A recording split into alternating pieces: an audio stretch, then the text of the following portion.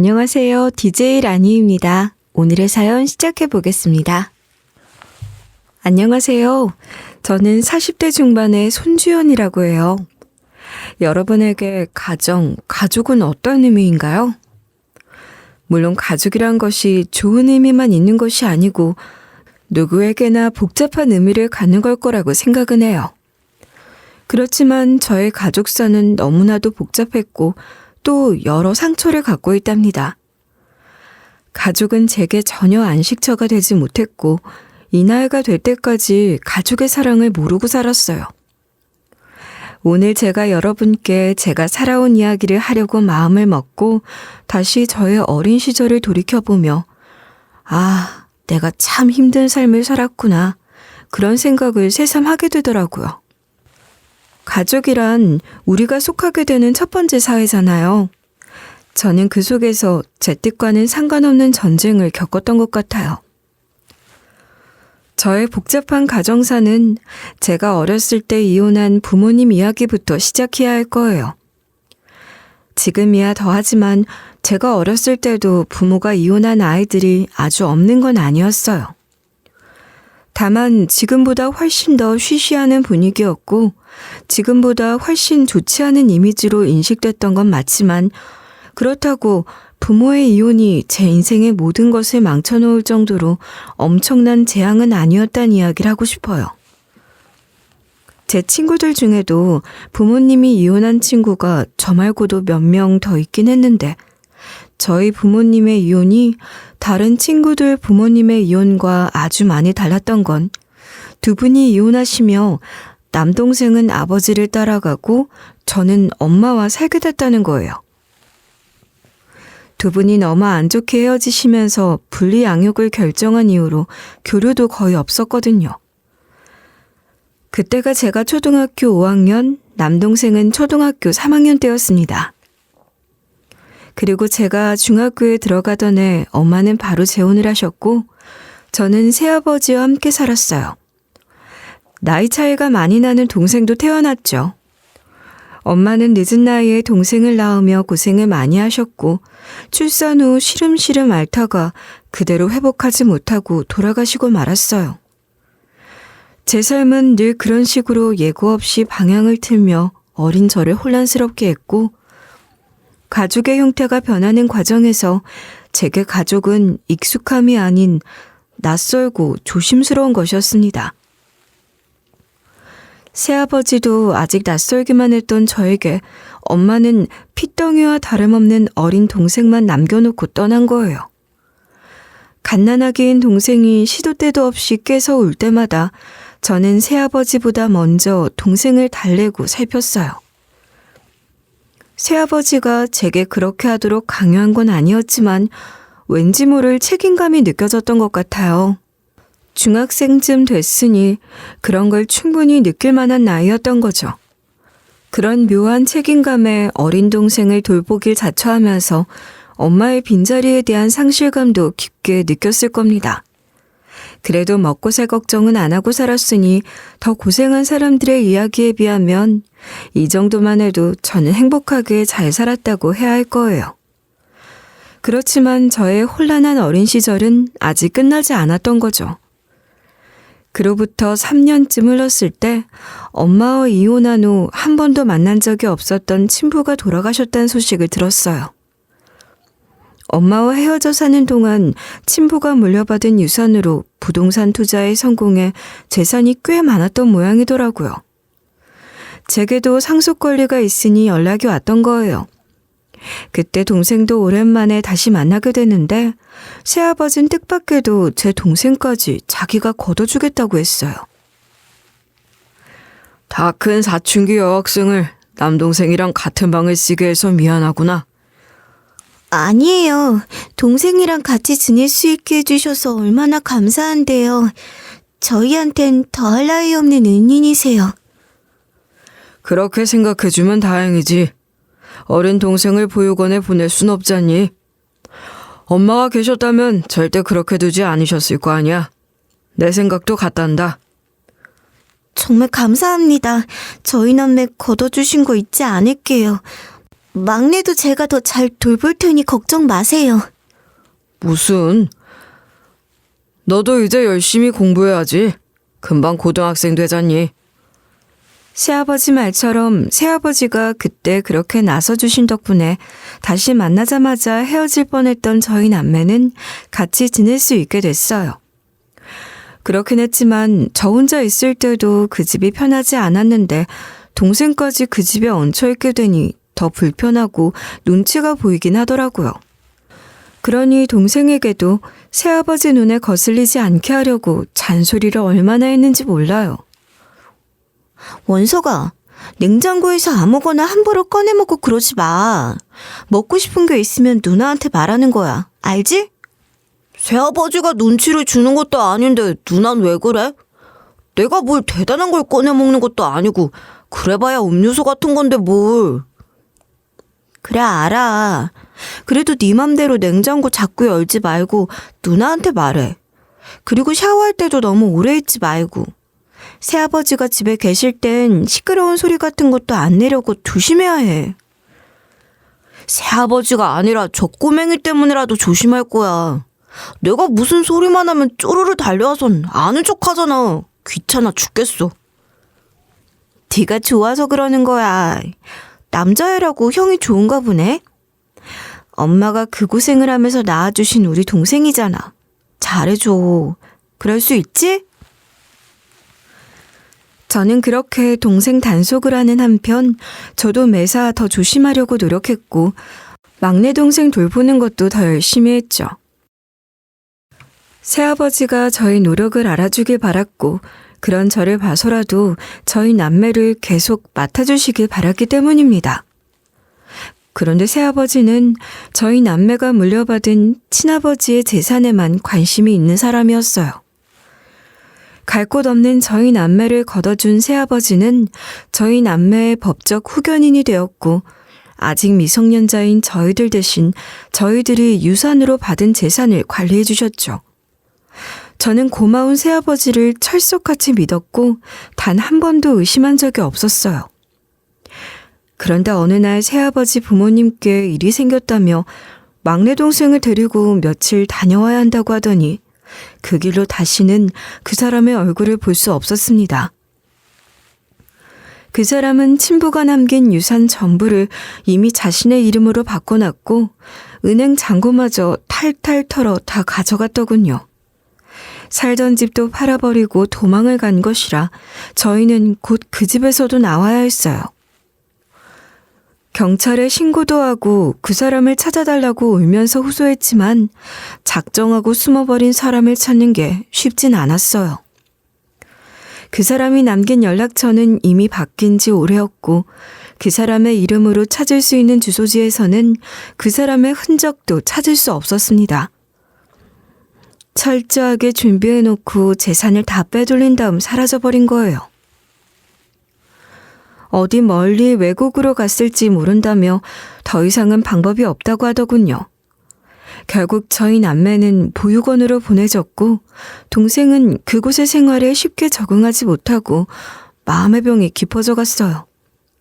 상태가 심각해서 병원 치료까지 받아야 했는데 그때 동생을 치료해 주신 의사 선생님 댁에서 동생을 입양하겠다고 하신 거예요. 어린 나이도 아닌 동생에게 그런 입양 기회는 두 번 다시 없을 좋은 기회이기에 저와 동생은 그렇게 또다시 생이별을 하게 됐습니다. 이후 편지를 주고받기도 했는데 점점 연락이 뜸해지더라고요. 보육원 원장님 말씀으로는 동생을 입양한 의사 선생님 가족이 미국으로 이민을 갔다고 했어요. 그분들 원망하지 마. 엄청난 결심을 하고 입양을 하신 거잖아. 네, 알아요. 저도 좋은 분들이라고 생각해요. 그렇지만 어디서 어떻게 살고 있는지는 알고 싶어요. 원장님은 연락처를 알고 계시는 거죠? 나도 몰라. 미국으로 가신다는 것만 알지 그 이상은 나도 알려고 하지 않았어. 원석이도 이곳 인연을 끊어야 거기서 잘 적응하고 살 거 아니니. 인연은 여기까지라고 생각하고 잊고 사는 게 너한테도 좋아. 보육원 원장님 말씀도 일리가 있었지만 동생이 잘 지내는지 궁금하기도 했고 걱정이 되기도 했어요. 동생을 잊고 살라는 게 말처럼 쉬운 건 아니었으니 동생을 보내놓고 저도 방황과 외로움 속에 힘든 시간을 보냈던 것 같아요. 그렇게 보육원 생활을 하다가 고등학교를 졸업하고 보육원을 나와 홀로 서기를 해야 했죠. 보육원을 나서던 날 제 손에 쥔 건 옷가지를 넣은 작은 가방과 그동안 아르바이트를 해서 모아놓은 몇 달치의 생활비뿐이었어요. 무한한 가능성이 있다는 세상이 그렇게도 넓다는데 제게는 그 넓은 세상에 갈 곳 하나 없었고 어디로 가야 할지를 알려주는 이정표도 없었습니다. 우선은 보육원이 있던 곳으로부터 멀리 떠나고 싶었어요. 그렇다고 너무 조용한 시골은 더 부담스럽고 적당한 중소도시를 골라 정착을 하려고 했죠. 제가 가진 돈으로 구할 수 있는 방은 창문 하나 없는 반지하였고 벽지는 습기로 군데군데 곰팡이가 펴 쾌쾌한 냄새가 나는 곳이었지만 누군가와 공유하지 않아도 되는 저 혼자만의 공간이 있다는 게 위안이 되기는 했어요. 그 방이 제가 처음으로 가져보는 완전한 저만의 공간이었던 거예요. 그렇게 저는 막막한 현실 속으로 나아가 홀로 서기를 시작했습니다. 고등학교 졸업장 하나 달랑 들고 특별한 기술도 없는 제가 구할 수 있는 일자리는 생각보다 많이 없었어요. 게다가 부모도 없는 고아라는 것은 상상 이상으로 서러운 거더라고요. 제가 의지할 곳 하나 없는 처지란 것을 얕잡아 봐서인지 식당이나 카페 아르바이트 같은 걸 하다가 월급을 제대로 못 받고 쫓겨난 적도 있어요. 세상에 그리 나쁜 사람들만 득실거리는 건 아닐 텐데 제가 그렇게 운이 없는 아이였던 걸까요? 엄마와 아버지를 잃고 난 후 제가 만난 어른들은 좋은 사람이 별로 없었던 것 같아요. 방관하는 사람이면 고마운 거고 저의 처지를 약점 삼아 나쁜 짓을 하려는 사람들이 더 많았던 거죠. 그럴수록 저는 점점 더 폐쇄적인 사람이 되어갈 수밖에 없었던 것 같아요. 이후로 공장에도 나가보고 이런저런 일들을 전전하다가 직원이 10명도 채 되지 않는 작은 사무실에서 허드렛 일을 하는 직원으로 들어가게 됐는데 제대로 된 첫 직장을 가진다는 생각에 뿌듯하기도 했어요. 회사 규모가 작고 직원이 몇몇 되지도 않으니 새로운 회사에 들어온 저를 챙겨주려고 다가오는 사람도 있었어요. 주연 씨도 새로 들어오고 했으니까 오늘은 환영회라도 한번 해야죠. 사장님, 그렇지 않아요? 사장님, 맞아요. 우리 회식한 지도 오래됐는데 오랜만에 뭉쳐요. 그래, 그럼 그럴까? 지난달 실적도 좋았으니 모처럼 고기 구워 먹으러 한번 가자고. 좋아. 어떤 목적을 갖고 그러는 게 아니라 자연스럽게 다가오는 사람들이라는 걸 알면서도 저는 본능적으로 한 걸음 물러나게 됐던 것 같아요. 제가 고아라는 게 알려지면 괜히 동정하거나 다르게 보는 눈빛들이 느껴지는 게 싫기도 했고 너무 가까워지면 그러다 언젠가 배신을 당하게 될지도 모른다는 두려움도 있었죠. 제게 그런 관계들은 그저 사치라고 여겨졌어요. 직장 동료와 밥 한 끼 먹는 것도 늘 머뭇거리다가 거절하면서 저는 더욱 고립된 사람이 되어갔던 거예요. 그런 제가 아주 편안한 마음으로 자주 찾던 곳은 집 앞에 작은 공원이었어요. 좁고 어둡고 냉랭한 기운이 가득한 집이 제게 혼자 있을 수 있는 공간이라는 안도감을 주긴 했지만 그렇다고 그 집이 오래 머물고 싶은 공간은 아니었기에 저는 잠들기 전까지 공원에서 산책도 하고 책도 보면서 시간을 보내곤 했어요. 그러던 어느 날 그곳에서 한 남자를 알게 됐죠. 저 죄송한데요. 여기 벤치 옆자리에 제가 좀 앉아도 될까요? 날이 더워서 그러는지 공원에 사람이 많아서 빈자리가 없어요. 네, 그러세요. 이 벤치가 제 것도 아닌걸요, 뭐. 아, 네, 감사합니다. 괜찮으시면 이거 드시겠어요? 이 앞 편의점에서 1+1 행사를 해서 커피가 2잔이나 생겼거든요. 아니요, 괜찮아요. 전 커피 안 마셔요. 네, 그러시군요. 저 여기 자주 오시죠? 사실 저도 여기 자주 오는 편이라 몇 번쯤 본 것 같아요. 인사를 나누는 건 처음이지만요. 네, 그런데 저는 낯선 사람이랑 이야기하는 게 좀 불편해서요. 먼저 실례하겠습니다. 늘 그렇듯이 누군가 제게 다가오면 자동적으로 방어기제가 작동을 하니 그날도 저는 그렇게 제게 말을 걸어오는 그 남자를 쳐내기 바빴어요. 그런데 알고 보니 그 남자는 제가 사는 집이 있는 건물과 그리 멀지 않은 곳에 사는 사람이었고 이후로도 계속해서 마주치게 되더라고요. 그러다 하루는 그 남자가 장을 봐서 집으로 돌아가던 저의 장바구니를 들어주는 일이 있었어요. 아무리 자주 마주쳐 안면이 있는 사이라고 하더라도 제가 쉽게 장바구니를 맡겼을 리가 없잖아요. 그런데 하필 낡은 장바구니가 찢어져서 내용물이 다 쏟아져 나오게 생긴 거예요. 그때 마침 그 남자가 도와주겠다고 나선 것이니 어쩔 수 없이 도움을 받은 거죠. 그렇게 그 사람과 말을 트고 지내게 됐고 결국 결혼까지 약속한 사이가 된 겁니다. 그 사람은 사남매의 장남이라고 했어요.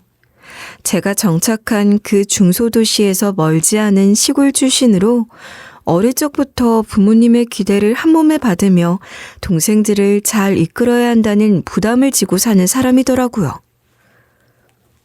난 우리 식구들이 많은 게 정말 싫었어. 동생들한테도 모범이 돼야 하고 부모님도 실망시키면 안 된다는 생각에 나 자신을 잃고 살고 있다고 생각했거든.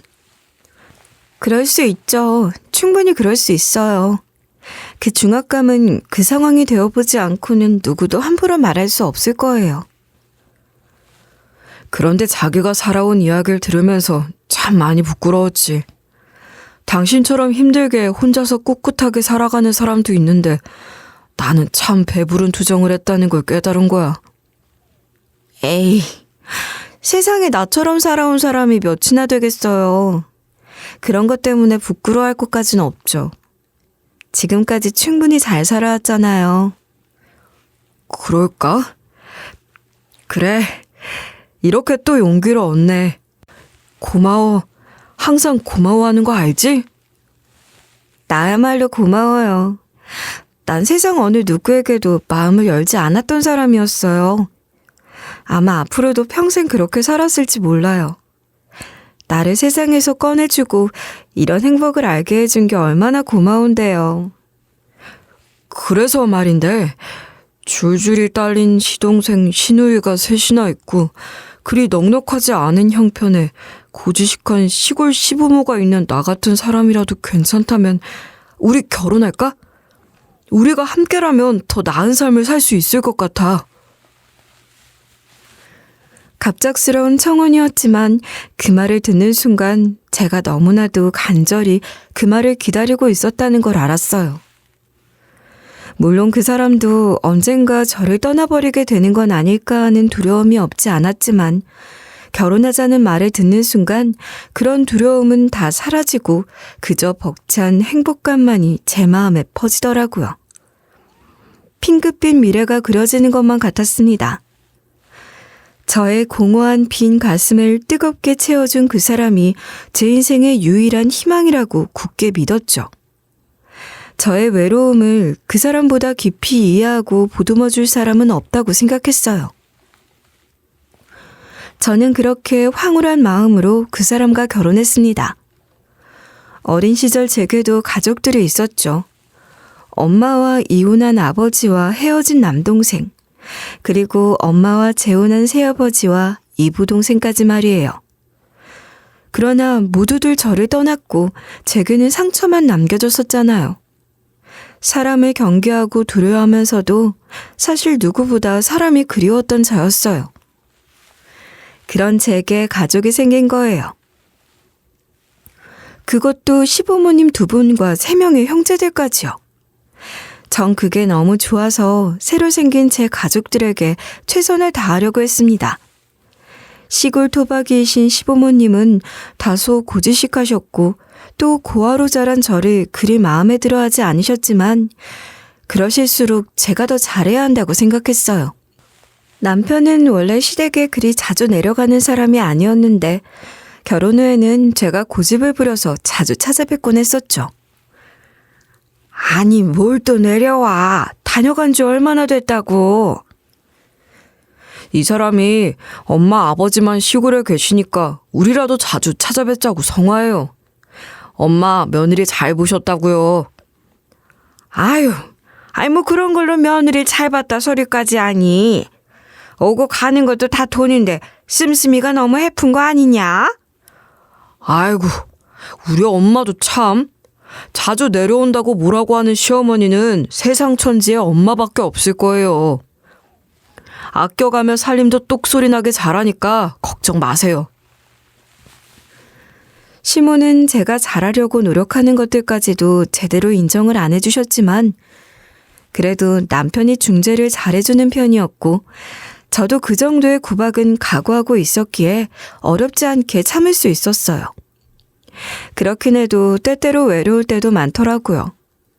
결혼으로 제가 대가족의 일원이 됐다고 좋아했지만 어쩌면 그 안에서 더 외로움을 느껴야 했던 건지도 모르겠어요. 특히 명절처럼 온 가족이 다 모이는 날은 더 그랬어요. 예, 넌 음식을 그것만 먹니?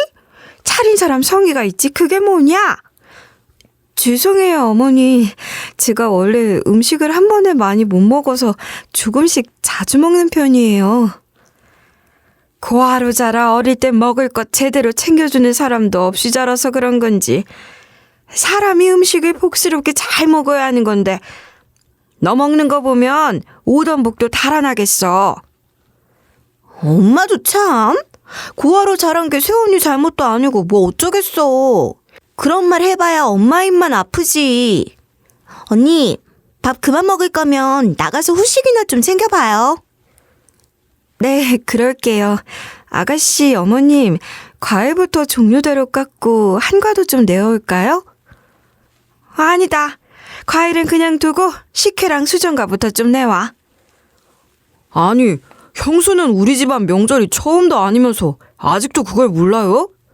우리 식구들이 다 식혜랑 수정과를 좋아해서 명절엔 꼭 그걸 먹잖아요. 만날 입으로만 잘한다고 하면서 그런 것도 하나 제대로 못 챙기는 거예요? 세훈이 정말 실망이네. 시누이와 시동생은 저를 놀리듯이 일부러 얄밉게 굴면서 깔깔거렸고 시부모도 그런 자식들에게 장단 맞춰 저를 타박하시기 바빴어요. 남편이 아무리 제 편을 들어주고 싶다 해도 가족들이 다 그러고 나설 때는 남편도 어쩔 수가 없는 거죠. 그래도 제가 믿을 구석은 남편뿐이었고 남편을 의지하며 시댁 식구들과의 관계에서도 제가 더 노력하는 수밖에 없다는 생각으로 더 잘하려고 했어요. 그런데 남편의 일이 제대로 풀리지 않아 이 직장 저 직장 전전하며 힘든 시간을 보내게 되니 다정하던 남편도 점점 변하는 거예요. 왜 이렇게 되는 게 없는지 모르겠어. 우리 부모님이 너처럼 재수없는 애랑 결혼하면 나까지 그렇게 된다고 그렇게 말리셨는데 어른들 말씀 틀린 게 없다더니 이제야 그 말 뜻을 알겠네. 여보, 그게 무슨 말이에요? 어떻게 당신이 나한테 그런 말을 해요? 당신 내가 알던 그 사람 맞아요? 에이씨, 어디서 재수없게 눈물바람이야. 나한테 도움되는 거 하나 없으면서 듣기 싫게 내 앞에서 울기나 하는 거냐고. 믿었던 남편의 입에서 그런 말들이 쏟아져 나오는 것을 들으니 숨이 턱 막히는 것 같았어요. 남편은 저 때문에 자기 인생도 다 망하게 생겼다며 칼보다 날카로운 말들을 제 가슴에 사정없이 꽂았고 저는 비명 한마디 지르지 못하고 그 상처를 고스란히 받아야 했어요. 남편의 폭력적인 본색은 언어 폭력으로만 드러났던 게 아니었습니다. 사실 시부가 젊은 시절 손버릇이 좋지 않으셨다는 걸 알고는 있었어요. 남편에게는 큰 상처가 된 일이라는 것도 알고 있었고, 그래서 누구보다 폭력적인 것을 싫어한다는 것도 알고 있었죠. 그런데 시부를 비난하던 남편이 갈수록 그런 시부의 모습을 닮아가는 거였어요. 어느 날 또 실직을 한 남편이 술에 취해 집에 오더니 작은 일로 트집을 잡기 시작해 말다툼이 시작되는데 갑자기 난폭하게 변하더라고요. 그런 폭력성은 한 번에 그치는 것이 아니었고 더 자주, 더 격하게 나타났어요. 그럼에도 불구하고 제가 그 모든 것을 꾹꾹 참아낼 수밖에 없었던 건 당시 제 뱃속엔 남편과 저의 아이가 자라고 있었기 때문입니다. 아이까지 생긴 상황에 일이 잘 풀리지 않으니 더욱 압박감을 느꼈을 거라고 최대한 남편을 이해하려고 했어요. 그러나 속으로 삼키며 참기만 했던 것이 독이 되었는지 저는 아이를 유산했고 그 일로 남편과 시댁에서 더 심한 냉대를 당해야 했죠. 결국 저는 남편의 폭력적인 성향을 고발할 거라는 협박까지 하며 어렵사리 이혼할 수 있었습니다. 그 시절만 해도 가정폭력을 그리 심각한 범죄로 생각하지 않는 분위기가 많았거든요. 지금처럼 남편의 폭력을 문제 삼아 받을 것 다 받고 당당하게 이혼할 수 있는 게 아니었죠. 뭐 그렇다고 해서 제가 챙겨 나올 수 있는 게 많은 것도 아니었고, 저는 남편에게서 벗어날 수 있다는 것에 만족하며 이혼을 했던 거예요. 제 인생에 처음으로 큰맘 먹고 마음을 열었던 사람에게 결국 배신을 당한 겁니다. 20대 초반에 결혼해서 5년 만에 그렇게 이혼했고 다시 혼자가 되었죠. 고등학교를 졸업하고 보육원을 나와 낯선 곳에서 첫 발을 내딛던 그날처럼 말이에요. 사실 그때와 그리 달라진 것도 없었어요. 이혼 후 저는 아무것도 가진 게 없었거든요. 남편이 유책 배우자였으니 재산 분할이며 위자료라도 챙겨서 제살 공리를 해야 했어야 하는 게 아니냐고 답답하게 생각하실지 모르겠지만 말씀드렸듯이 남편이나 시댁에서 제가 가져올 수 있는 게 거의 없었고 남편을 상대로 이혼 소송을 벌일 수 있는 경제적, 정신적 여유도 없었거든요. 소송을 한다고 해도 제가 무조건 이긴다는 보장도 없었고 이긴다고 해도 얻을 게 없는 상황이었으니 그냥 조용히 이혼을 한 거예요. 살던 집 보증금이 유일한 재산이었으니 거기서 제 몫을 챙겨 나온 게 전부였어요. 당시엔 그게 어디냐 싶었어요. 그리고 저는 또 새롭게 정착할 낯선 곳을 물색했죠.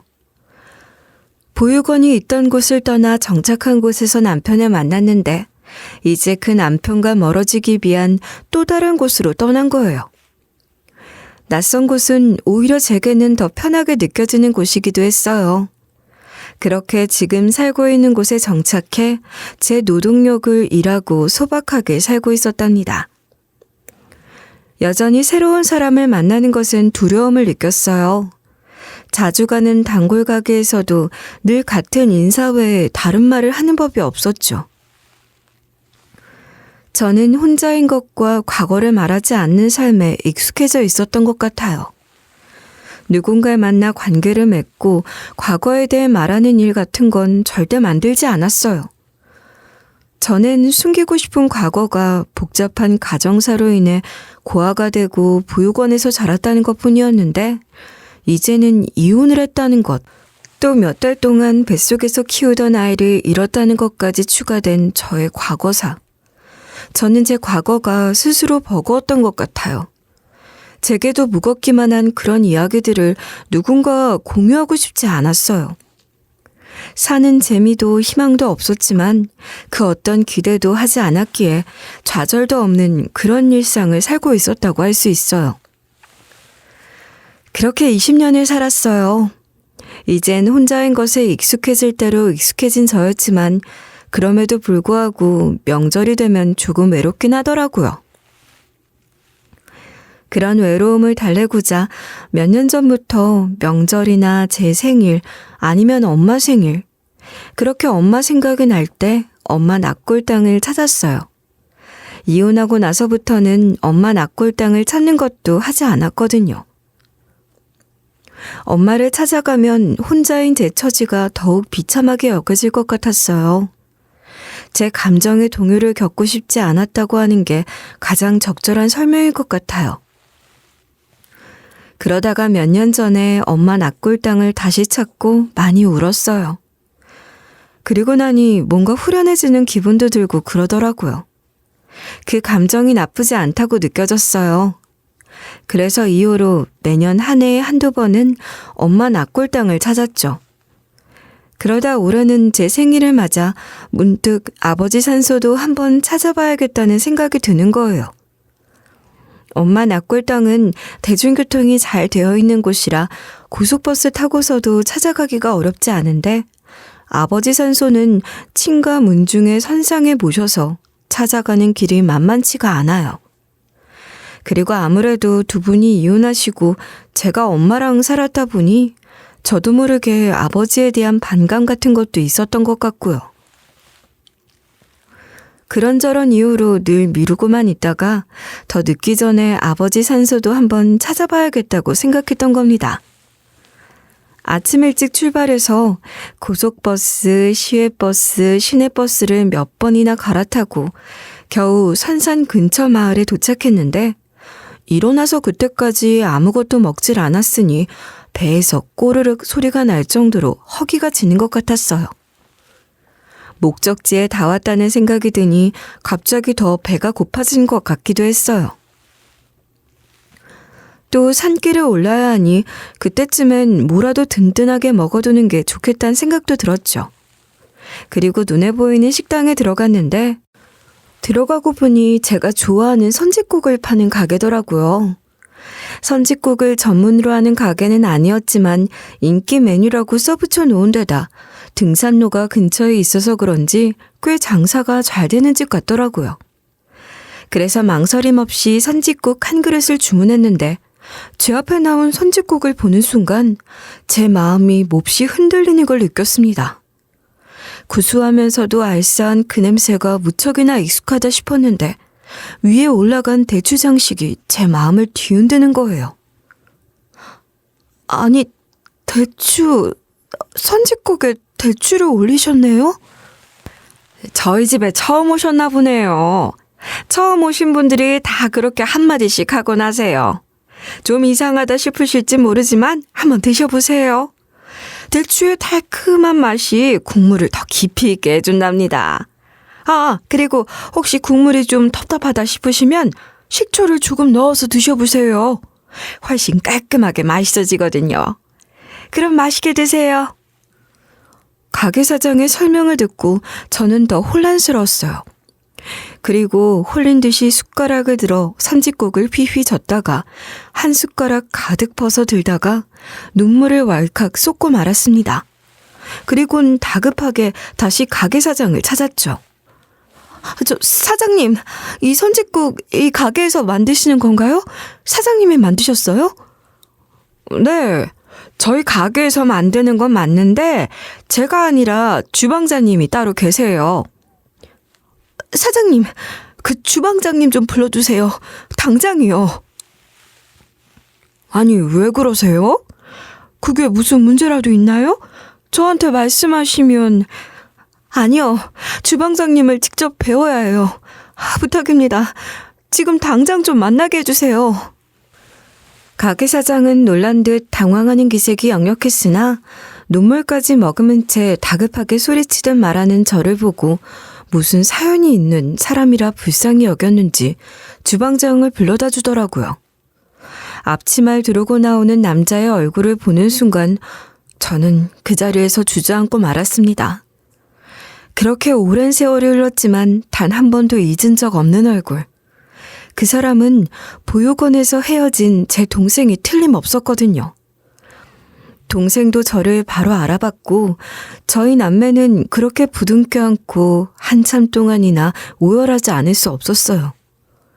옛날에 저 어렸을 때 TV에서 이산가족 상봉 같은 거 보면서 상관도 없는 남의 집 이야기에 어린 마음에 따라 울기도 하고 그랬는데 세상에, 그런 일을 제가 직접 겪으니 그 감정은 말로 표현할 수 있는 게 아니더라고요. 원석이, 너 원석이 맞지? 어릴 때 얼굴이 많이 남아있네. 근데 그보다 너 크면서 엄마를 더 많이 닮아갔구나. 엄마 얼굴이 그대로 겹쳐 보여. 누나는 정말 그대로야. 어떻게 학생 때 얼굴이 그대로 있어? 그대로는 무슨, 이제 다 늙어서 얼굴도 많이 상하고 못 봐주게 됐는데 뭐. 너야말로 얼굴 참 좋아 보여. 아니야, 누나도 보기 좋아. 누나, 내가 누나를 찾으려고 얼마나 애썼는데 아무리 찾아도 찾을 수가 없더라. 그런데 어떻게 알고 주방장을 찾은 거야? 여긴 또 어쩐 일이고. 어떻게 알긴. 선짓국, 네가 끓인 그 선짓국 말이야. 그거 우리 어릴 때 엄마가 해주던 거랑 똑같잖아. 남들은 선짓국에 잘 넣지도 않는 것들을 넣은 데다가 식초까지 뿌려 먹으라고 하니 그때부터 손이 덜덜 떨리더라. 그래? 그렇지. 엄마 선짓국 맞지? 내가 이 맛을 찾고 싶어서 얼마나 여러 가지를 시도했는지 몰라. 그래서 겨우 만들어낸 맛인데 누나가 알아봤다니 엄마 맛을 내가 잘 찾은 거네. 맞아. 사실 대추 올라간 걸 볼 때부터 엄마 생각을 했어.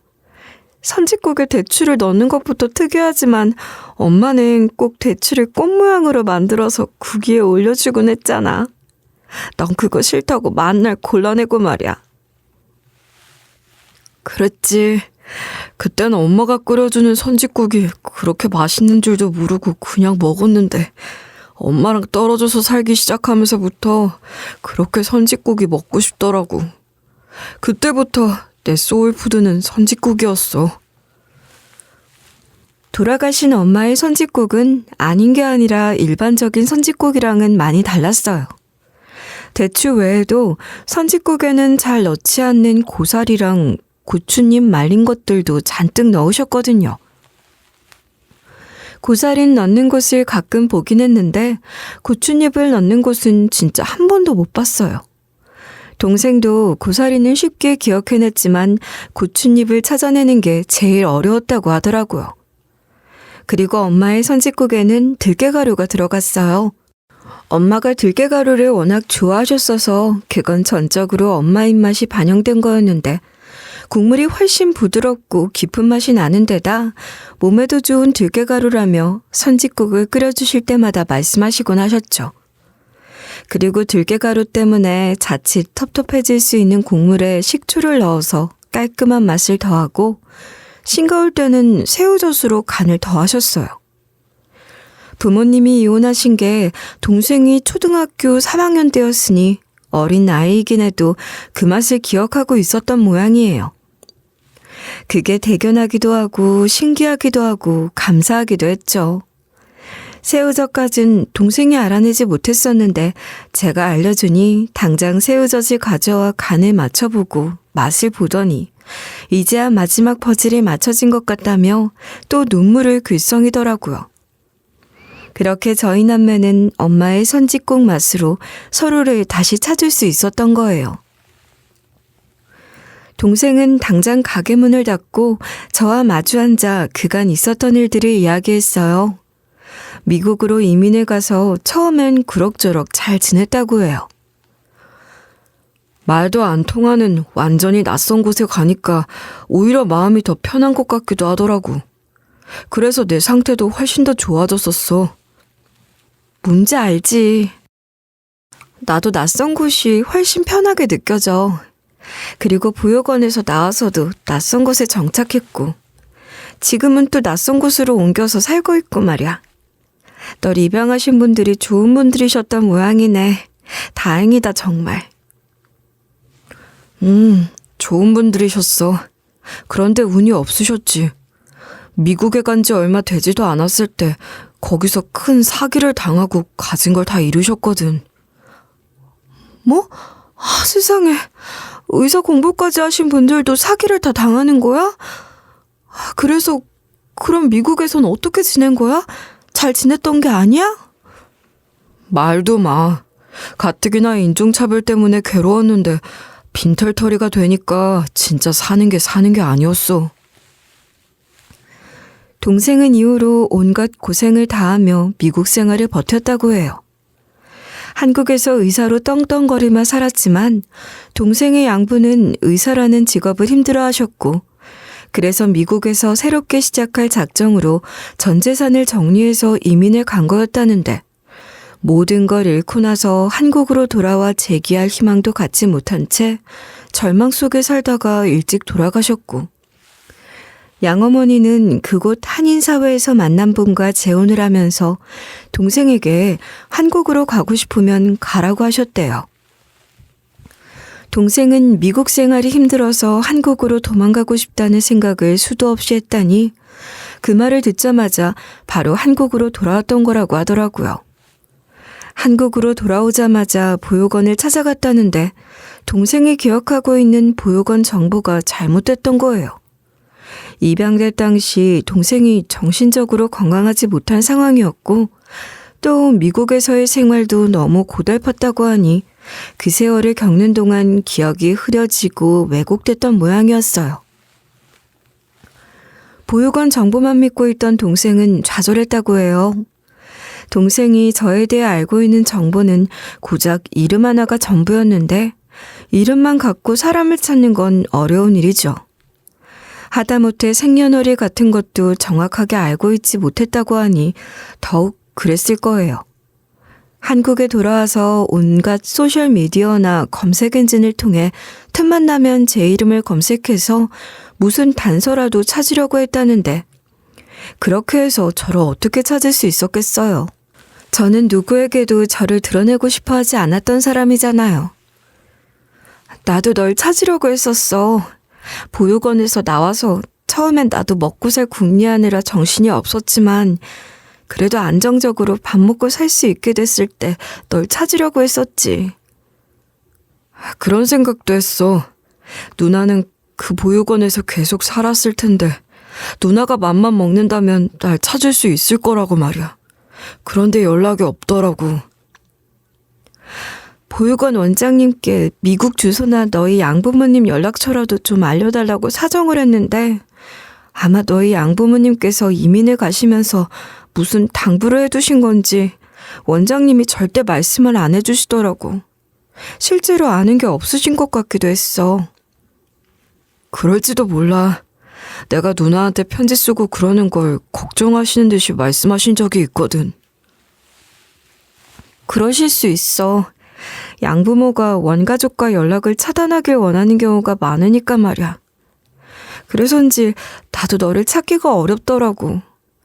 그리고 나도 나 사는 게 바빠서 잊고 지냈던 거지. 미안해. 내가 뭔가를 더 해볼 수도 있었을 텐데. 그랬다면 네가 고생을 덜 했을 텐데 말이야. 고국, 고향이라곤 하나 아는 사람 하나 없는 곳에 돌아와 동생도 혼자서 고생이 많았을 거예요. 왜 안 그랬겠어요. 일일이 말하지 않아도 충분히 짐작할 수 있는 고생스러운 날들을 동생은 아무렇지 않다는 듯이 말하더라고요. 누나가 미안할 게 뭐가 있어. 난 남자잖아. 몸 건강하겠다 뭔들 못하겠어? 이것 봐. 이렇게 자리 잡고 잘 살고 있잖아. 아이고, 내 동생 그새 정말 다 컸구나. 다 컸어. 언제 이렇게 의젓해진 거야? 누나, 누가 들으면 웃어. 나도 40 넘은 지가 언젠데 그래. 나이가 뭐가 중요해. 내 눈엔 넌 그냥 아직 마냥 어린데 동생인데 뭐. 하긴 나도 이렇게 누나를 다시 만나니까 어릴 때로 돌아간 것 같아. 이게 참 신기한 감정이야. 그치? 어릴 때 헤어져서 중년의 나이에 다시 만난 동생과 마주 앉아 무심하게 흘러버린 세월을 절감하기도 했지만 이렇게 다시 만나게 된 것에 감사하는 마음이 무엇보다 컸어요. 동생은 저를 찾을 순 없었으니 혼자 어디라도 정착해서 살아야 했는데 그러다 아버지 산소가 있는 아버지 고향 마을을 떠올렸다고 해요. 그래도 동생은 아버지와 지낸 시간이 길었으니 아버지 고향에 대해서도 저보다 훨씬 많은 것들을 알고 있고 또 기억하고 있었더라고요. 대신 동생은 엄마를 모신 납골 땅이 어딘진 알지 못해서 한 번도 엄마를 찾아가지 못했다고 아쉬워했어요. 앞으로 함께 엄마를 만나러 갈 일이 많고 많으니 아쉬움은 넣어두라고 했죠. 혼자서 힘든 일들도 많았었겠지만 그래도 이렇게 잘 살고 있는 모습이 대견하기만 했습니다. 알고 보니 제게 선짓국을 가져다 준 식당 사장은 동생의 부인, 그러니까 제 올케였더라고요. 가족의 목마른 제게 몇십 년의 세월을 지나 다시 만난 동생과 올케, 그리고 조카까지 생긴 거예요. 제가 다시 이런 가족을 갖게 될 수 있을 거라곤 꿈에도 생각하지 못했는데 참으로 벅찬 감동이었죠. 전 제가 살던 곳을 정리하고 바로 동생이 있는 곳으로 옮겨왔고 동생 집 바로 근처에 집을 얻어 살기로 했어요. 식당 일을 하느라 바쁜 동생과 올케 대신 제가 반찬 같은 걸 만들어다 주기도 하고 조카를 대신 챙기기도 하고 또 한창 바쁠 땐 식당 일을 돕기도 했어요. 저의 간소한 생활을 유지하는 데는 그리 큰 돈이 들지 않았고 저는 딱 필요한 만큼의 돈만 벌면 되었기에 파트타임 아르바이트를 했고 시간 여유도 비교적 많은 편이었거든요. 그러니 제가 먼저 나서서 동생네를 돕기로 한 거예요. 조카가 저를 고모라고 부르는 게 처음엔 마냥 어색하기만 했는데 지금은 그 소리가 너무너무 좋아요. 하루에도 수십 번 듣는 그 소리가 여전히 들을 때마다 좋답니다. 그렇게 소소한 행복이 묻어나는 평온한 일상을 보내고 있던 제게 뜻밖의 연락이 온 거예요. 그것은 다름 아닌 동생과 저의 유산을 가로채 야반 도주하듯 달아나 잠적했던 새아버지와 관련된 소식이었죠. 원석아, 너한테 전할 말이 있어. 그 사람 말이야. 그 인간이 죽었대. 그 사람이라니? 뭐, 설마 그 사람 말이야? 그 인간이 우리랑 무슨 상관이라고 누나한테 그런 연락이 와? 그렇게 찾으려고 할 땐 찾을 수도 없더니 말이야. 그러게나 말이야. 나도 정말 황당해.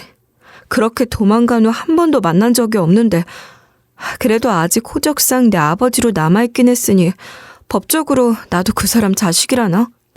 그러니 유산 상속인인 내게 연락이 온 것 같아.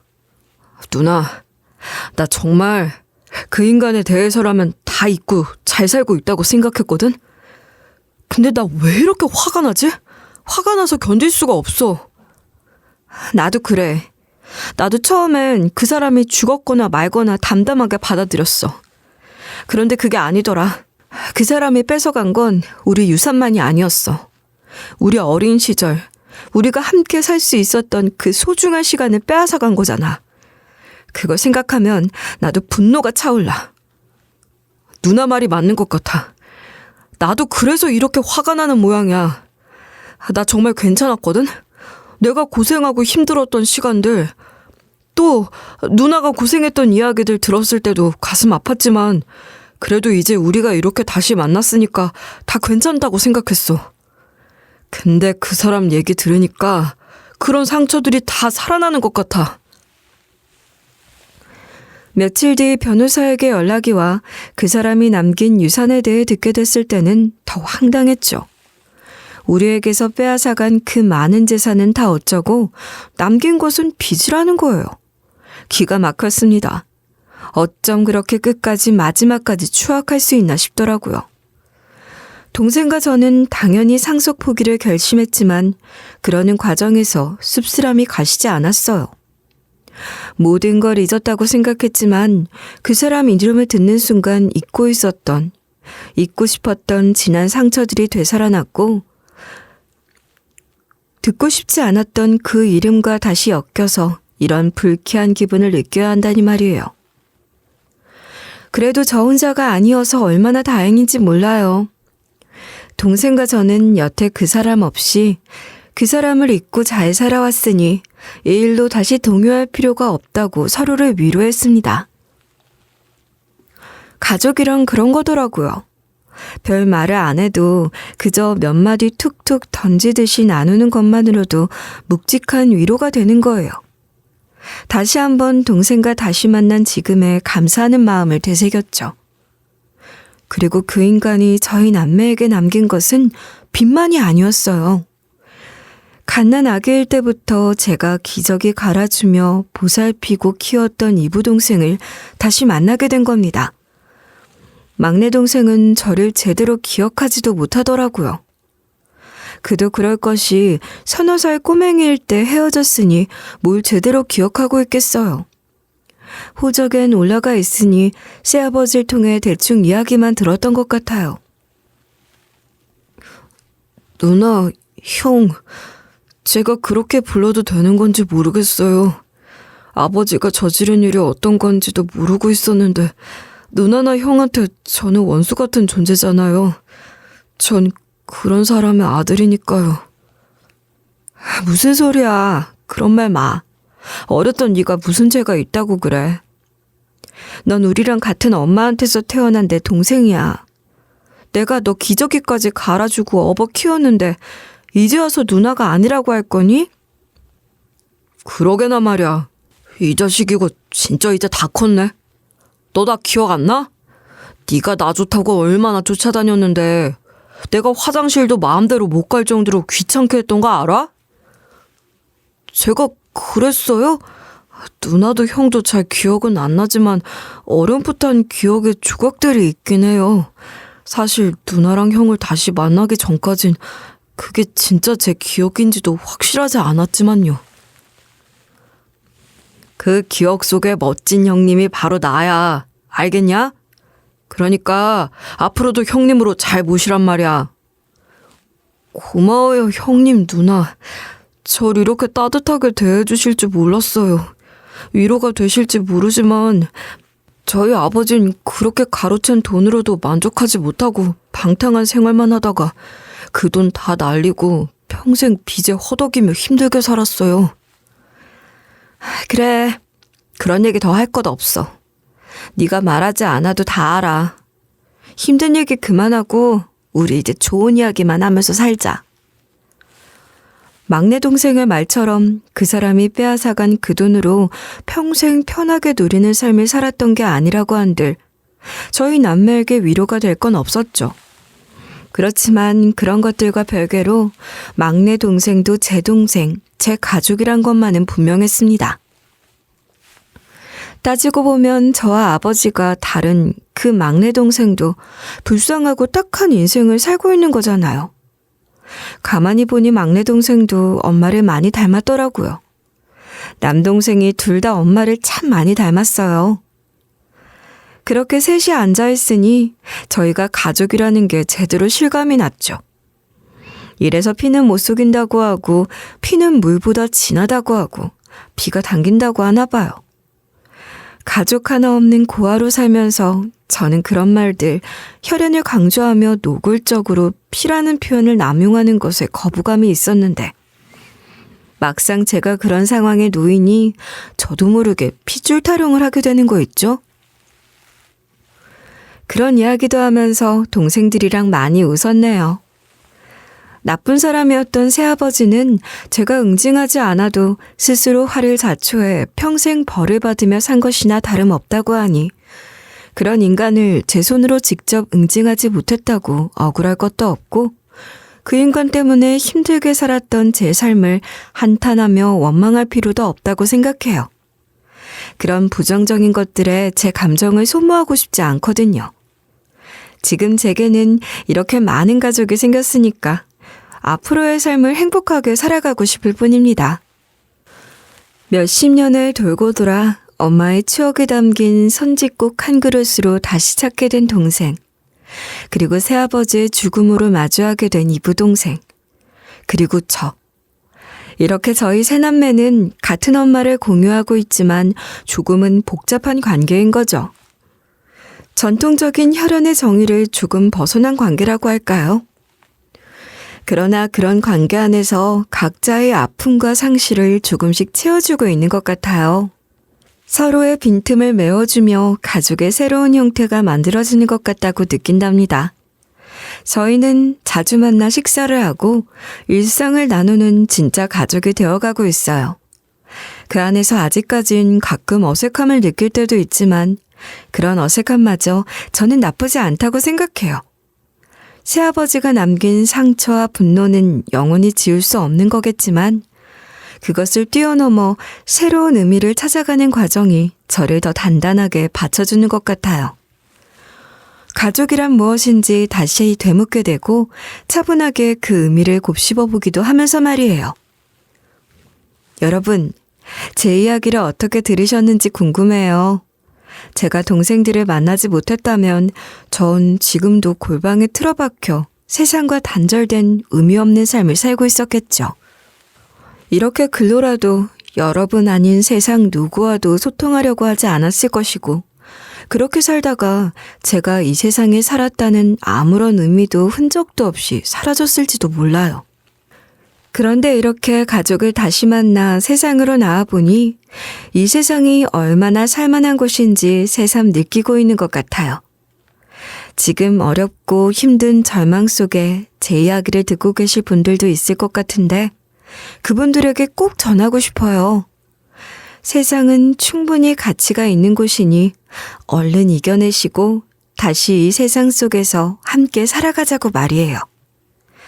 저도 이렇게 되기까지 너무나 긴 시간이 걸렸고 쉽지 않은 일들을 겪었지만 그랬던 만큼 지금 이 삶을 더욱 소중하게 여기며 살고 있답니다. 이런 제 이야기를 끝까지 들어주셔서 너무 감사드리고요. 우리 이렇게 좋은 세상 원 없이 후회 없이 열심히 살아가기로 해요.